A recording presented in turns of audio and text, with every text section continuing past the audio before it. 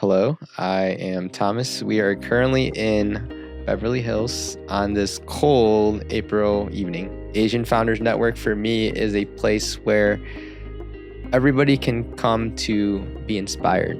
No matter what you do, it doesn't matter. As long as you come with good intention, then we want you to be part of community. Right now, for example, I curated 7 different groups of 10, and the theme tonight is to brag about yourself. I feel as founders, sometimes we don't want to one up people. We think it might be rude, which sometimes it is, but it's also great to have a safe environment where you can say, hey, I have this great achievement and I'm really proud of it. I thought there was something missing with being Asian in particular. For me, it was something I never really fully embraced until I went to Vietnam in August.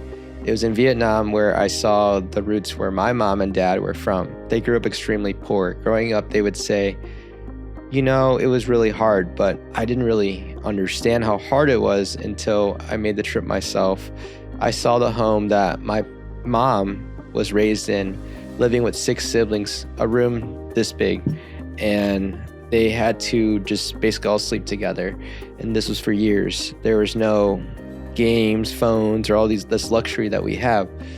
So this year I wanted to bring Asian founders who, you don't have to be a founder, but you aspire to be something greater, and just having that safe space where you can share the stories that I just shared about my parents and know that, other people can relate to it too.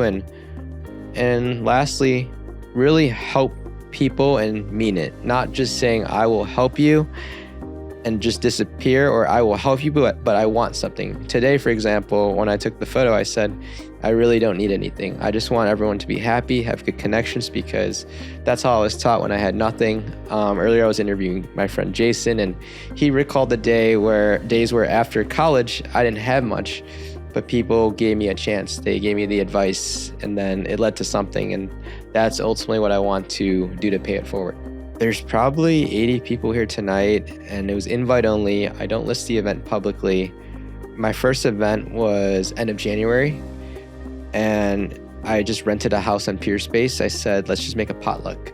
The reasoning for a potluck is I want everybody to have the chance to give.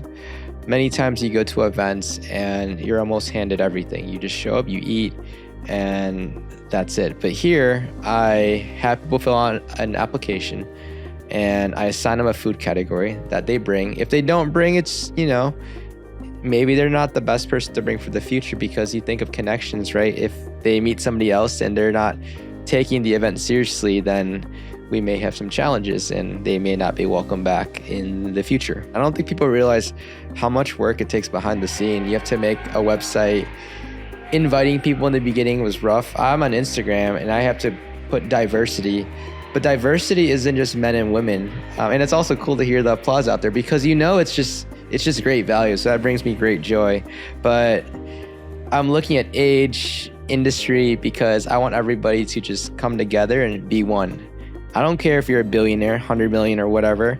I want different perspectives to come together. So it's really DMing, hey, are you gonna make it? Being really strict on the Google Calendar, saying, hey, did you read everything? Can you mark yes? Because if people don't follow instructions, then, they won't take it seriously. So I want them to read everything that I put into, so that this can be a great event. If everybody's on the same page, the experience is good. I'm lucky to work with someone like Mike and others in the community. It's not just me. Everybody volunteers their time.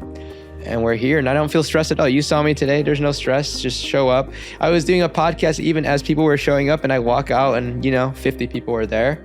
But that's because other people, I believe, can carry out the same intention. I think something that people will get is just a sense of unity and hope. A lot of the topics we share and we talk about, I don't think people really do at most connecting events. We're gonna ask a few people on this, and I bet you they can't think of many experiences that what is just put out there. To me, that's just my gift. I've learned. I'm very good at it. I always tell people I don't need anything, especially now. It's just I'm just thankful that I have what I have. So I think they get, business opportunities, maybe life opportunities, where it could be, let's say you're a parent, right, of a younger child.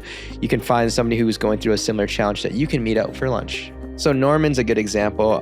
Norman, who you saw earlier, he came to my event 5 years ago, and it's just been amazing to see him grow from somebody fresh out of high school to now mid-20s and just really giving back to everybody. I mean, being truly selfless. You even see him walk the person into the room earlier, right? He doesn't have to do that. He saw a stranger walk into the door.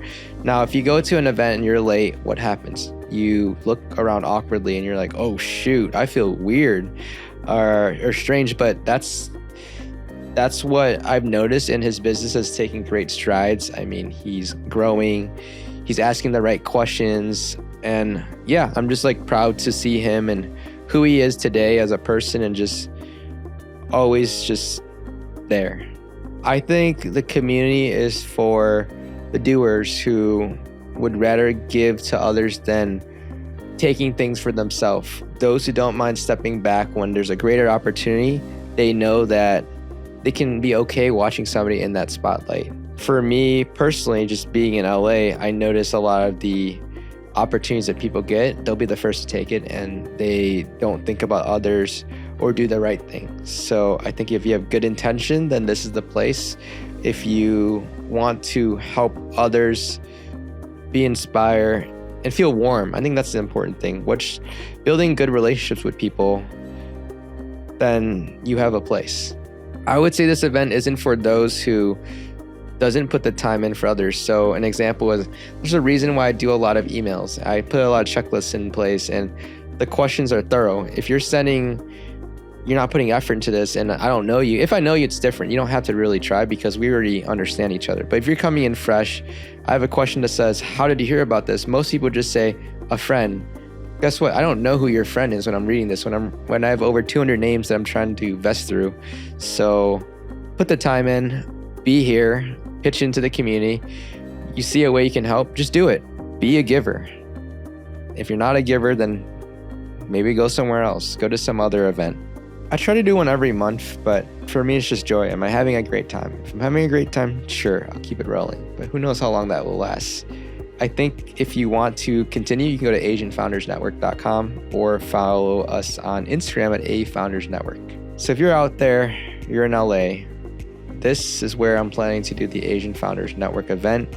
You can see this online at our website at AsianFoundersNetwork.com or A Founders Network on Instagram. Or lastly, my new podcast, Asian Founder Stories, where you can hear enlightening tales on how other Asian founders overcame their struggles to get where they are today.